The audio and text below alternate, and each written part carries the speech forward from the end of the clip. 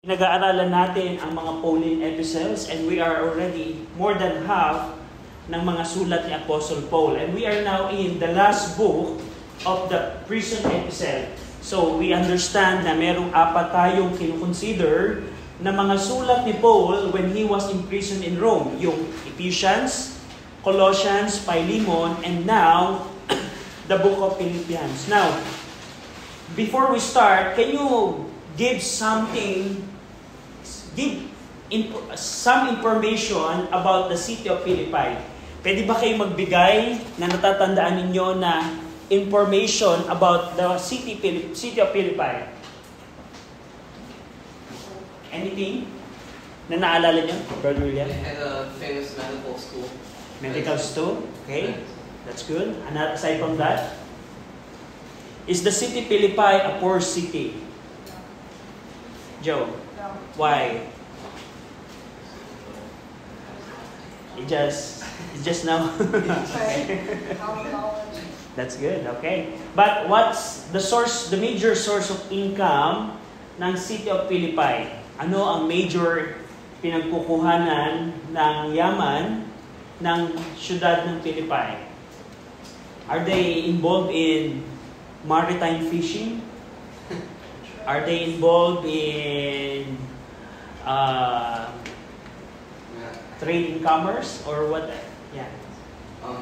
Their agriculture and also gold mining. Okay. Two things: agriculture and gold mining. So mayaman ang Philippi. Yes, Philippi is a wealthy city. Because of that, we can have assumption that Philippi Baptist Church is above middle class ang mga church members.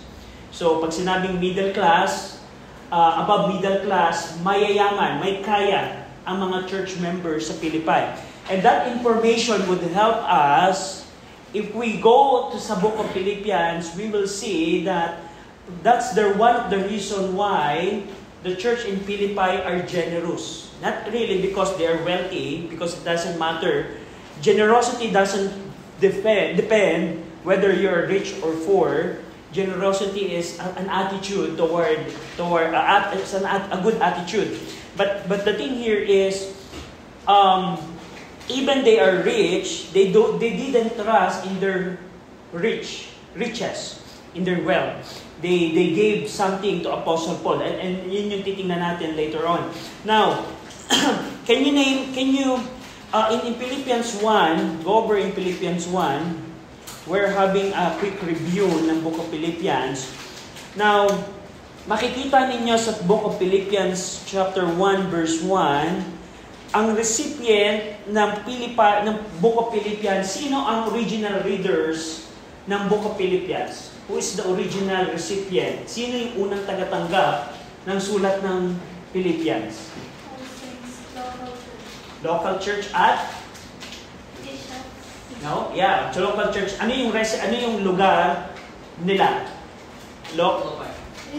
Philippi. Okay, now, question.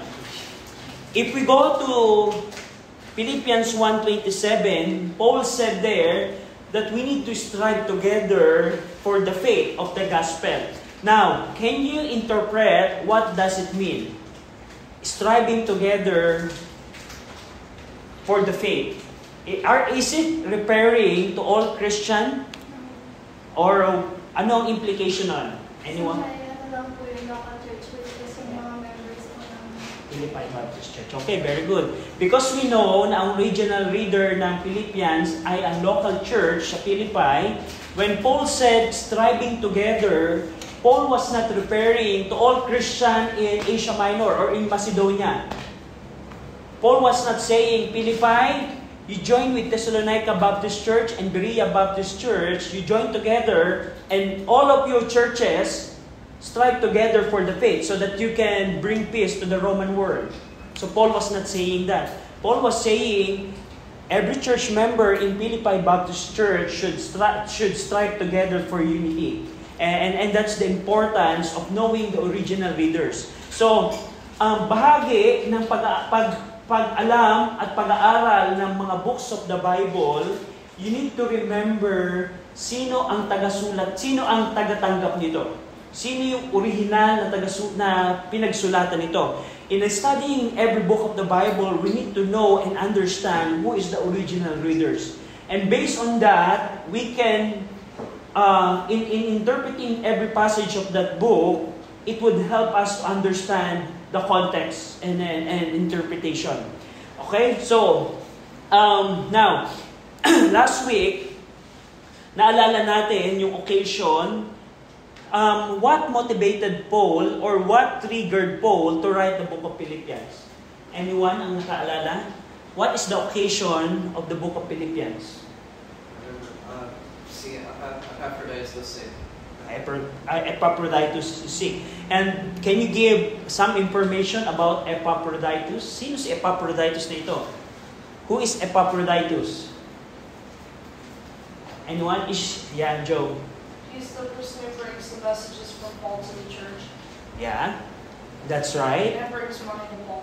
That's right. Okay. So remember, when Philippi Baptist Church heard the news that Paul was in prison, as the church that was established by Apostle Paul, they have the responsibility to help their missionary. Okay? So, ang church na established ng missionary, remember this, we have the responsibility to help the person who ministered to us. For example, in our case, let's say, Brother Bill got in prison in Nigeria. I don't know. Let's say, after establishing the church in Taguig, they went to Africa, and let's say we heard that Joe, William, and Brother Bill got in prison, and they don't have any need. We, the church that they were established, we have the responsibility to help them. And that's the setup of Philippians. Nung nabalitaan ng Philippi Baptist Church that their missionary got in prison in Rome, they sent Epaphroditus, a trusted member ng Philippi Baptist Church. At ano ang dala ng Epaphroditus? Epaphroditus brought yung mga supply and provision for Apostle Paul while he was in prison. So tinulungan ng Philippi Baptist Church si Pablo nung siya'y nakakulong. And another thing na makikita natin, yes, the occasion is when Epaphroditus got sick, that motivated Paul to send Epaphroditus back to Philippi. Nung nagkasakit si Epaphroditus, ito ang nagtulak kay Pablo na Epaphroditus, malubha ang karamdaman mo. Kailangan mong bumalik sa Philippi. And doing that, along with Epaphroditus, Paul wrote the book of Philippians and bring it with Epaphroditus. So si Epaphroditus, nung siya ay nag-travel from Rome to Philippi, dala niya ang book of Philippians. Now, what is the purpose of it? Una, so that the Philippian Baptist Church would understand, would know that Paul received the offering that they gave. So ito yung parang acknowledgement receipt. Remember, kapag ano ang tinatanggap ninyo? What do you receive when you pay tuition fee to your cashier sa inyong school? What do you get when you pay something to the cashier? Receipt or acknowledgement receipt. That's the proof that the receiving side receives something from you. So itong book of Philippians is like an acknowledgement receipt. It's telling Philippi Baptist Church, what you gave to me through Epaphroditus, I received it. So Epaphroditus didn't put it in his own pocket. I received it. So pinapakita dito ng book of Philippians na natanggap ko ang ibinigay ninyo. So yan yung isang occasion ng book of Philippians. Another thing, in writing the book of Philippians, Paul wanted to prevent misunderstanding or disappointment in that Epaphroditus has failed in his mission.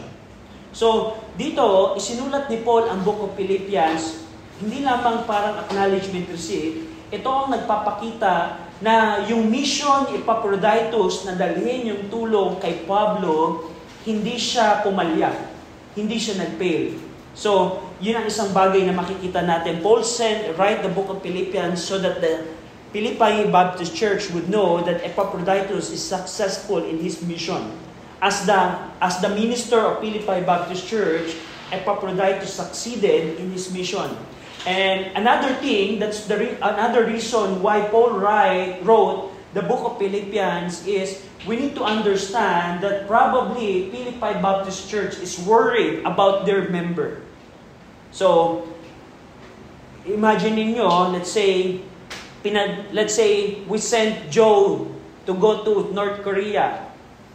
Let's say Joe went to North Korea. Are we going to get worried? Yes. And then, let's say, Ro wrote back and said, I am well. And that would bring us a relief. So, ganun yung purpose ng Book of Philippians. In order for Philippi Baptist Church to get relief that their member is saved, Philippians is written by Apostle Paul. So, yan yung mga information that we need to know about the occasion of the book of Philippians. Now, let's go to the purposes. Ano ngayon ang purposes? Now, question. What's the difference between occasion and purpose again? Ano ang pagkakaiba ng okasyon at ng layunin? Occasion is what motivates the writer to write. The purpose is what the main point the writer wants to get across. Okay, what are the goals? So, ngayon, tingnan natin, ano yung mga goals. Yes, we understand what motivated Paul to write the book of Philippians. Now, ano ngayon ang goal ni Paul in writing the book of Philippians? There are many.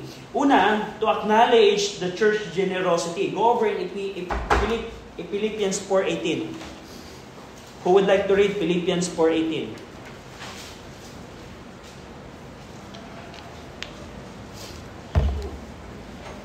Sige, pasok kayo. Pasok dito. Sit down here. Sit down. So, who would like to read Philippians 4:18? Yes, Arya.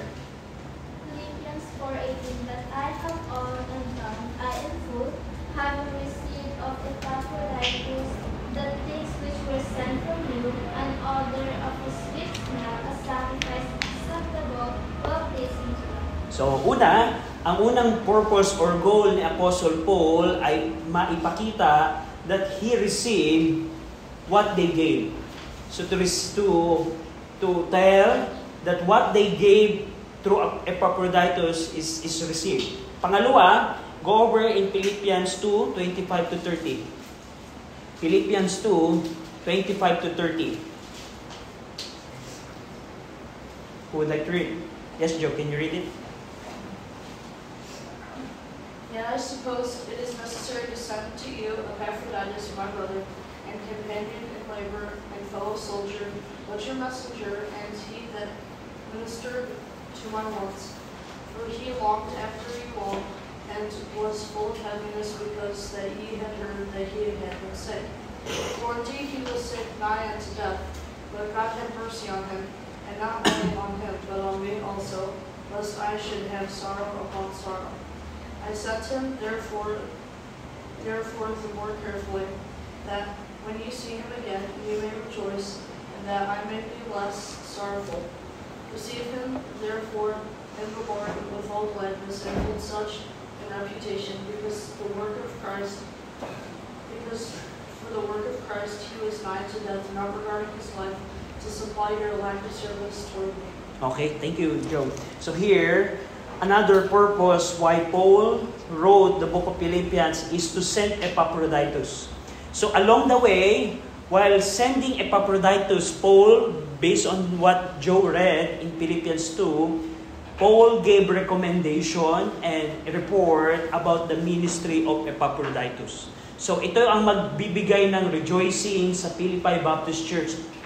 Pagkabasa nila to, makikita nila that Epaphroditus ay successful sa kanyang naging mission. Kasi kung walang ibibigay si Paul ng recommendation or report like this, probably Philippi Baptist Church will be in doubt. Is our member Epaphroditus successful in what we task him to do? So ito ay isang recommendation and a report as well. And pangatlong purpose is makikita natin dito the book of Philippians also address and tells us that there was an error in Philippi Baptist Church. Tingnan niyo at another purpose, by the way, is to address some problems the writer likely learned about through the courier. Probably, when Epaphroditus arrived in Rome, probably Epaphroditus shared with Paul about the problem existed in Philippi Baptist Church. So itong Philippians, ito din ang purpose niya ay upang i-address yung mga problema. So, question, a quick review. Does Corinth Baptist Church has a problem? How about Thessalonica? How about Galatian churches? Many problems. How about Ephesus Baptist Church? Yes, but we don't see it in Ephesians.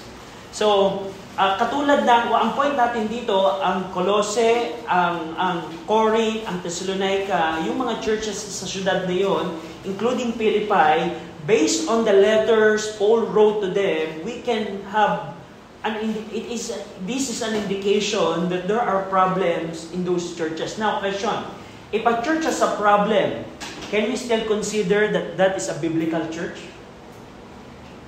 Philippi Baptist Church has an error about legalism. Now, question, is still a biblical church based on your opinion? Or let's say Corinth Baptist Church. Corinth Baptist Church has immorality. Just imagine, there's a member na merong relationship sa kanyang stepmother. Merong mga wrong practices sa Lord's Supper, merong division. Okay? And also in ang Philippi Baptist Church, merong legalism. Question, is still a biblical church? Yes, Arlan.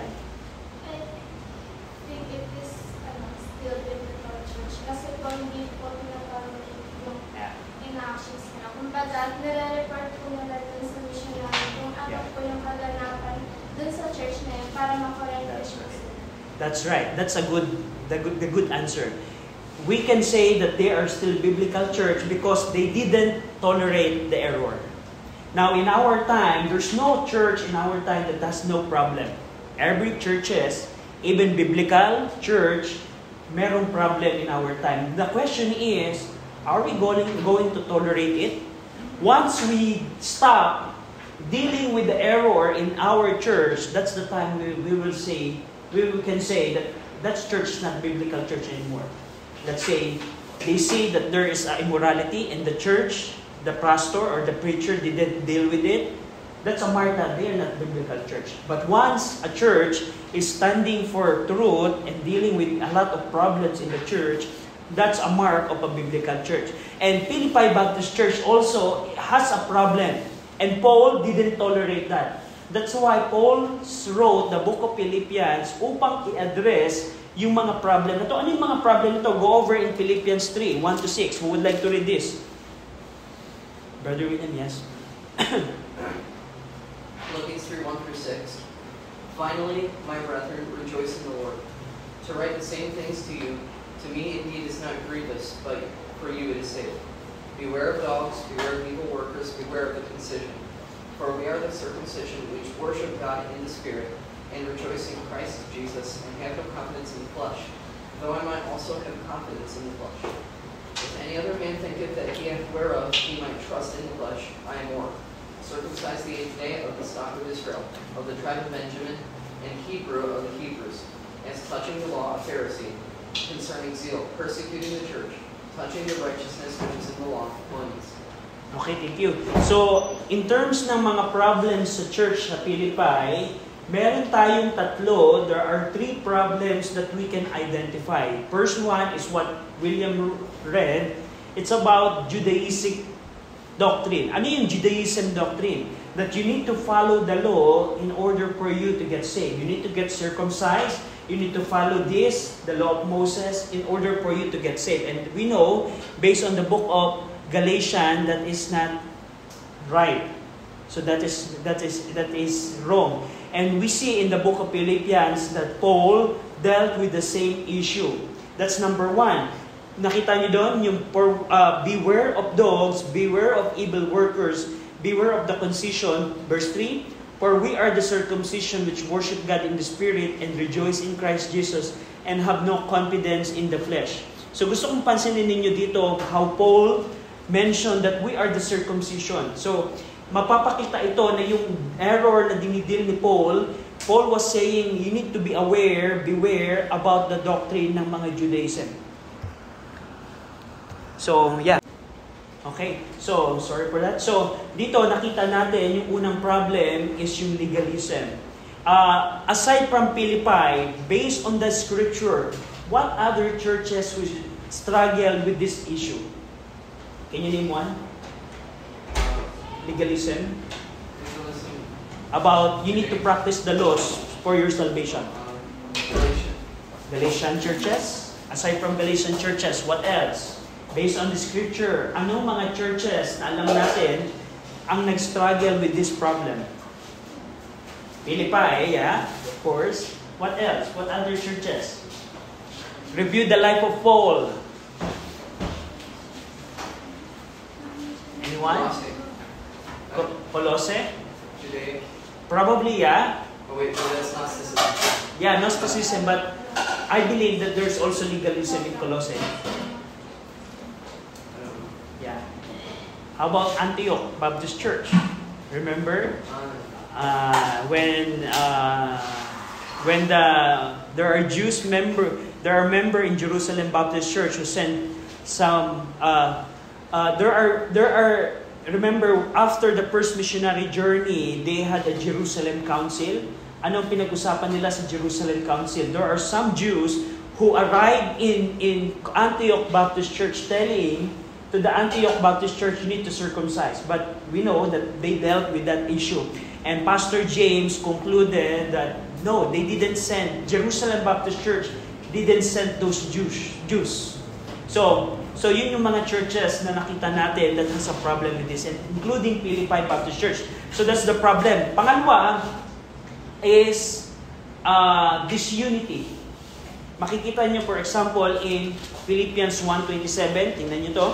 Yung huling bahagi ng verse 27, with one mind, striving together for the faith of the gospel. Chapter 2, verse 1-4, tingnan niyo to. If there be therefore any consolation in Christ, any comfort of love, if any fellowship of the Spirit, if any bowels and mercy, fulfill ye my joy, that ye be like-minded. So when you say that ye be like-minded, that's an exhortation of unity. Striving together, be ye like-minded. Verse number 4, look not every man on his own thing, but every man also on things of others. Another is chapter 2, verse 12. Chapter 2, verse 12. Wherefore, my beloved, as ye have always obeyed, not as in my presence only, but now much more in my absence. Work out your own salvation with fear and trembling. So, chapter 4.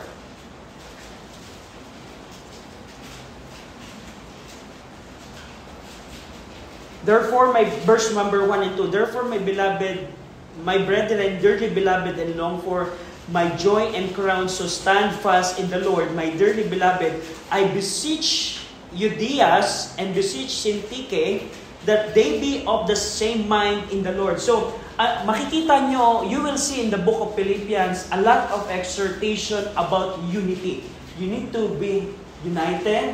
You should have the same mind. You should have the same, you should care for others. Now, based on those exhortations, we can have an assumption that there is a disunity in the church.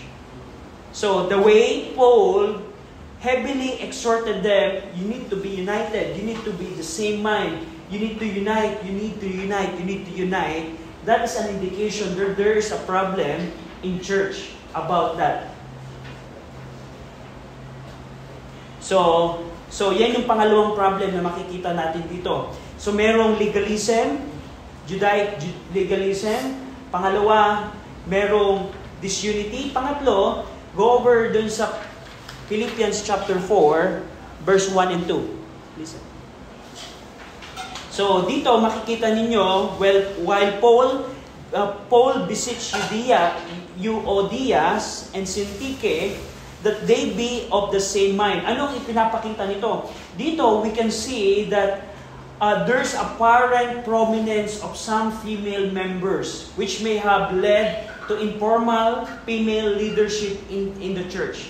So dito makikita natin na parang ang Philippi Baptist Church, merong prominent mga women leaders. Informal siya, pero dito nagkakaroon sila ng problem about that because we know in the church, sino dapat ang maging leader sa church? Men. Very clear yan sa sulat ni Paul sa Corinth Baptist Church. And dito, merong nagiging problem ang church about that. That's why Paul said, I want Euodias, which is a female, and Syntyche to have the same mind. So, question, who is the first member ng church sa Philippi? Is that men or women? A woman, Lydia, remember? And probably, another thing, bukod sa, before the Philippian jailer, who is the other women that is a member of Philippi Baptist Church? Remember yung na-possess ng devil, the demon-possessed girl, na nagpa-prophesy kaya kumikita ang mga Philippi? So, that member also got saved and became a member of Philippi Baptist Church. So, ang point natin dito, there is a prominent leadership ng women na sa Philippi Baptist Church that Paul dealt.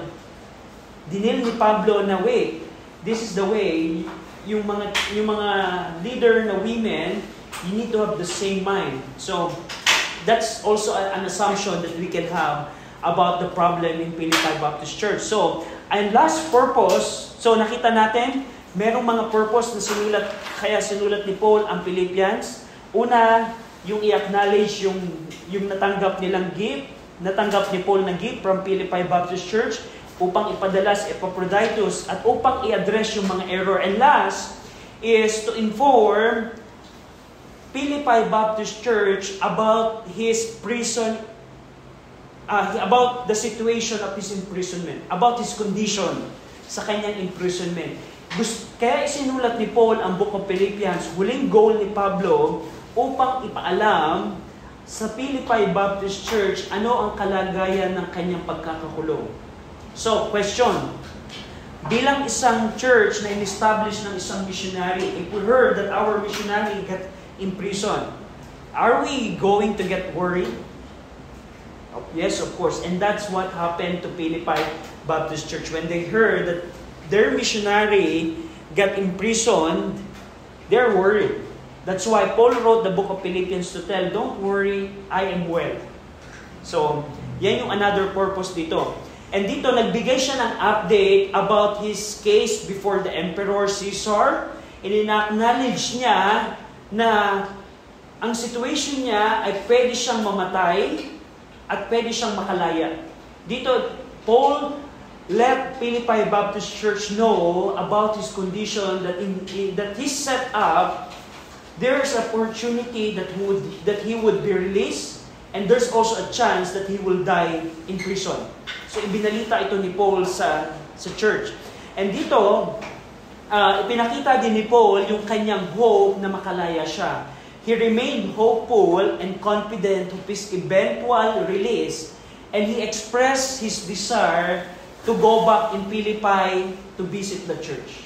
So, pinakita din dito ni Pablo na alam niya na makakalaya siya kasi alam niya na malakas yung kaso niya. Alam niya na makakalaya siya. At dito, pinakita niya yung kanyang desire na gusto niyang bisitahin ang Philippi Baptist Church again. So, yun yung mga purposes na ating makikita sa Book of Philippians. Now, if you have any question? Any question on that? So, 4 ang purposes. Now, let's go to the characteristic of the book. Now, itong Book of Philippians, meron kayong 18 words na makikita about joy. Yung word na joy, rejoice, or rejoicing, yung mga synonym words, 18 times na binanggit sa Book of Philippians. And that would help you determining the theme. Okay? So, 18 times na binanggit ang word na rejoice. Magala kayo, magala kayo. Now, question. If Paul was commanding the church to rejoice, can you tell what is the situation of the church? Huh? They're sad and discouraged. They're sad and discouraged or worried, probably. You cannot tell to a person that is already rejoicing to tell, you rejoice. Let's say mayroong isang tao na masayang-masaya na siya. Sasabihin mo pa ba, kaibigan, maging magalak ka. So it's problematic. But here, when Paul said rejoice and rejoice and rejoice for 18 times, that tells us what is the condition of the church. They are sad and worried after they heard that their missionary is in prison. So, makikita niyo dito yung respond ng church sa kanilang missionary. So, their behavior sa kanilang missionary. And 5 times na binanggit yung word na joy in chapter 1 alone. Which pwede nating sabihin na ito yung pinaka-sentro ng Book of Philippians. And also, the book of Philippians provide theological foundation for addressing church problems.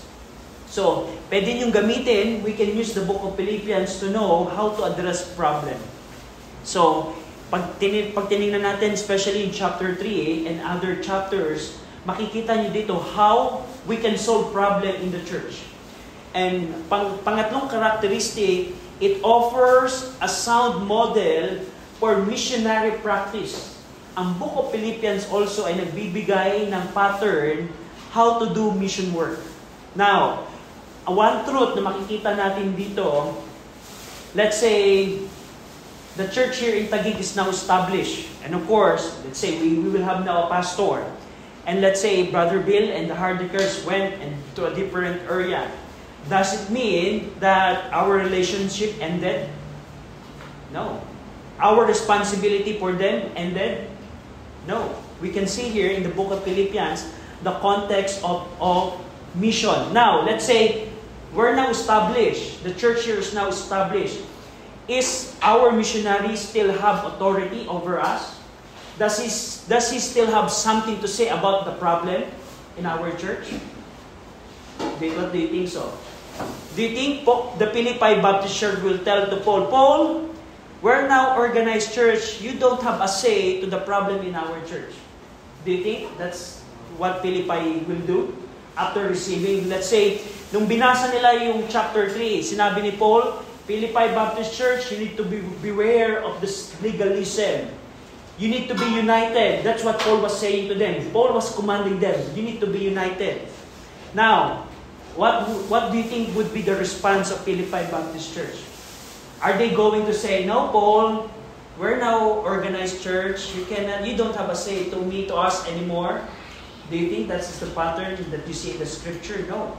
You will see here na even Paul was already away. He has a say what should be done in a church that he established. And that's a biblical model. In our practices right now, once the church is organized and has a pastor, totally, you don't have any say anymore. Yes, the pastor has the authority, but as a missionary, we see in the scripture, based on the scripture, that the missionary who established the church has a say to the problem that happening in the church. So makikita niyo yan sa Philippi, makikita niyo yan sa Corinth, makikita niyo yan sa Thessalonica, Ephesus, Paul established the church as well. Colossae, Paul didn't establish the church in Colossae, we know that, but that's the pattern. Another thing na makikita niyo dito is about supporting missionary. Another thing na makikita niyo dito is the responsibility of supporting the missionary. Now, let's say our church in Taguig became so much wealthy, like the Philippi Baptist Church. Do you think, based on the book of Philippians, do we have a responsibility to support the missionary who established the church? Based on the book of Philippians. What do you think? Yeah, that's a biblical model. So based dito sa book of Philippians, makakakuha tayo ng mga principle about doing mission work.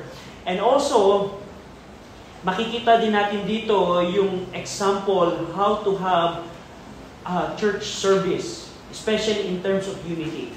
Okay? Makikita niyo sa Book of Philippians paano ang bawat church member to have the same mind. When you say to have the same mind, parang ganito to. Let's say the pastor said, we will do this thing. Pwede bang magkaroon tayo ng same mind if 3 of you will say, yes, pastor, we will agree to what you said. And the other people will say, no, pastor, we cannot do that. Do you think that's the same mind? No. Let's say that the church said, oh, we will buy a new electric fan because it is summer season and it's so hot in the church. And some agree and some disagree. Do you think that's a same mind church?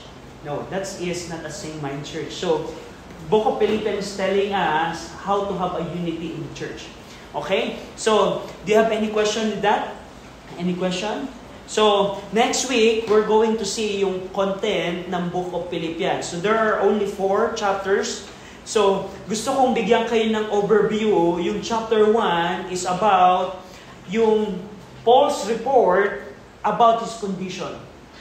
Yung report ni Paul about sa kanyang condition. Especially, ano ang mangyayari sa kanya? Is he going to die in Rome or is he going to get released? And based on that, Paul included that you need to be rejoicing. You need to be rejoicing because I am doing well here in Rome. Chapter 2, makikita niyo dito, Paul used the Lord Jesus Christ in exhorting the church member in Philippi to have the same mind or to be united. Now, in chapter 2, pag tinignan natin yung chapter 2, Paul used the Lord Jesus Christ, Paul used Timothy, and Paul used Epaphroditus as human example how to have a like-minded person. And that is a way for Paul to exhort them to be united. That's chapter 2.